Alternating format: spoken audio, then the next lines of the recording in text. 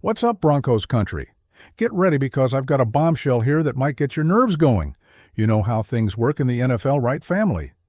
When you can't secure your spot on the main roster, two things can happen.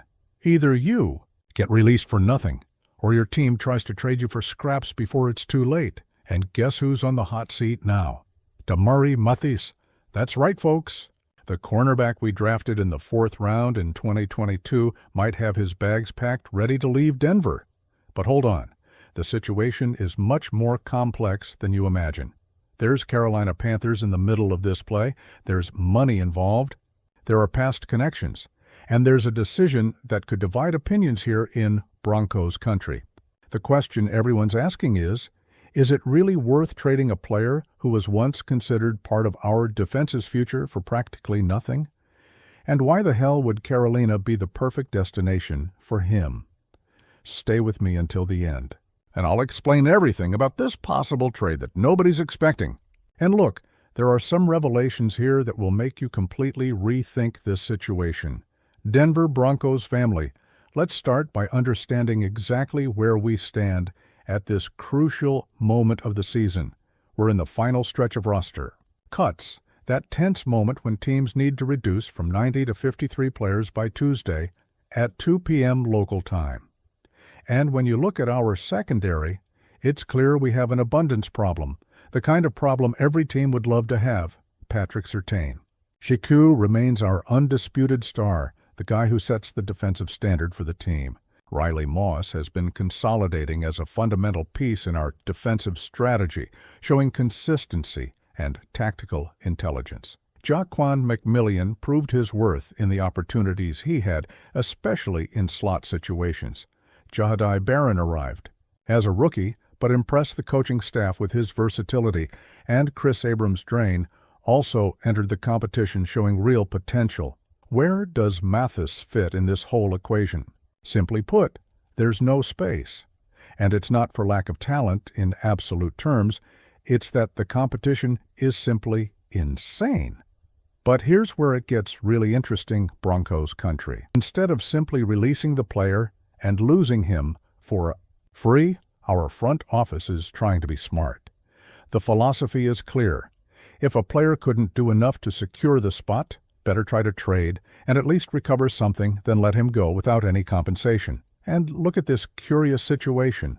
Mathis has a base salary of $3.4 million this season. For you to have an idea of what this represents, it's more money than many starters make on other teams. No team in the league will accept paying that amount for a cornerback who would be 5th or 6th option on the depth chart. So, the math gets complicated.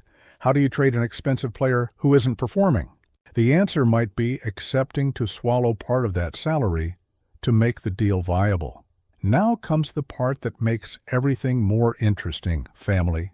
The connection with Carolina Panthers isn't coincidence or random speculation. There's a very specific reason, and it's called Ejiro Evero.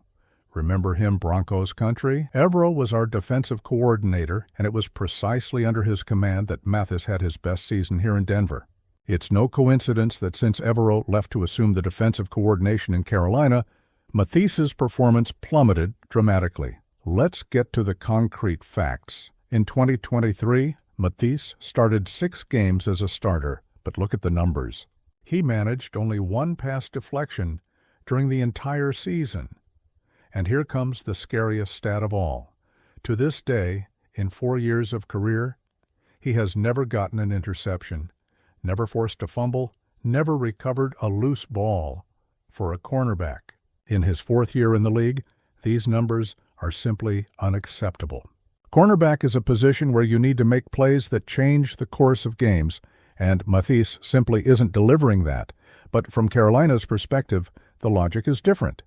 They have J.C. Horn as their main star, Mike Jackson consolidated, and Chow Smith-Wade covering the slot. Mathis could come in as the main backup and compete directly with Jackson for the starting position. The big question is, could the environment in Carolina, reuniting with Evero, resurrect Mathis's career? Or is the problem not about system, but individual capability? Tell me, Broncos country, can you remember any memorable play by Mathis that decided a game in our favor?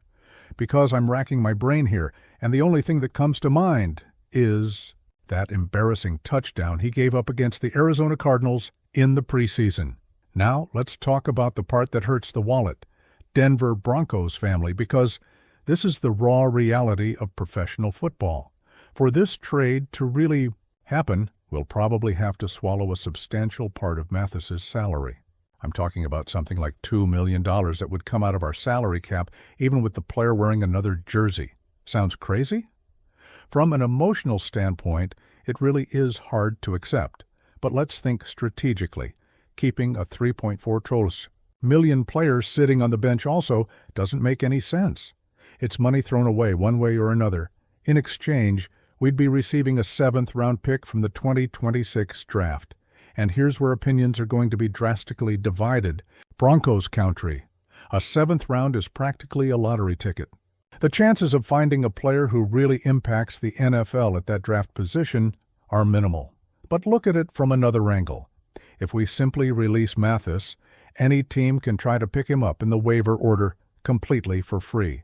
Carolina could very well be playing this game, waiting for us to do exactly that, to fish him up, without giving absolutely nothing in return. So maybe accepting a 7th round is better than nothing. At least it establishes a precedent for other teams that, if they want our released players, they'll have to negotiate something.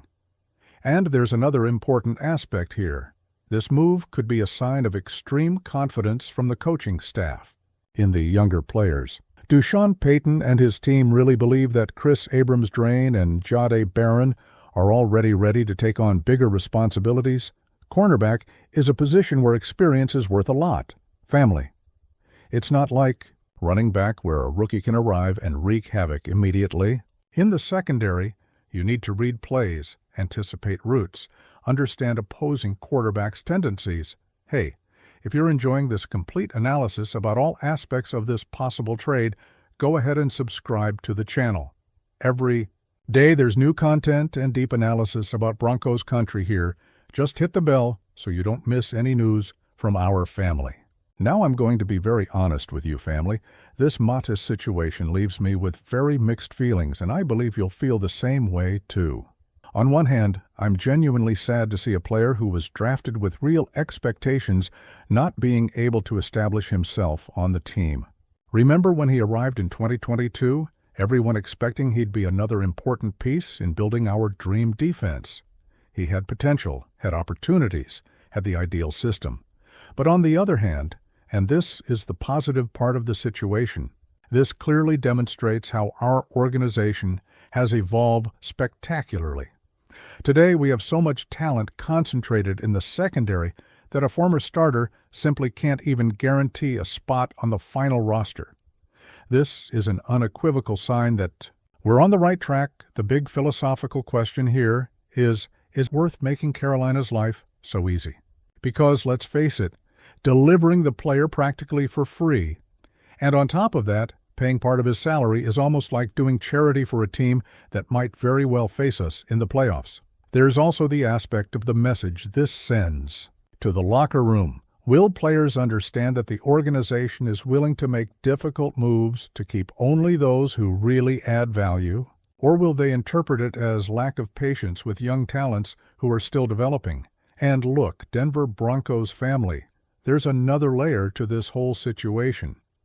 If Mathis really is reborn in Carolina under Evero's tutelage, it might make us question whether the problem was with the player or with our current defensive development system.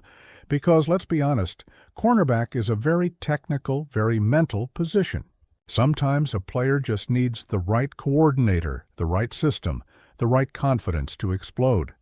And if that happens, we'll be left looking like we sold too cheap. On the other hand, if we keep him on the roster taking up a valuable spot, and he continues not performing, we'll be wasting a development opportunity for younger players who might have a much higher ceiling. It's a decision that has no right or wrong answer, Broncos country. It's the type of move we'll only be able to properly evaluate in a few years, when we see how everyone involved's careers developed. What I can say is that I trust Sean Payton and our front office's long-term vision. They have access to information, data, and evaluations that we don't have. If they decide it's time for Mathis to follow another path, they probably have good reasons for it. So, Denver Broncos family, we've reached the end of this complete analysis. What do you think about this possible trade?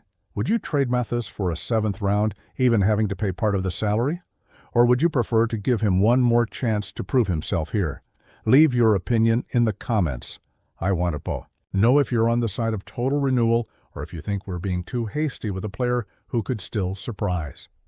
Like the video. If you want more deep and complete analyses like this one, share it with all your Denver Broncos family friends, and see you in the next video with more hot news from our team. Broncos country, until next time, and go Broncos!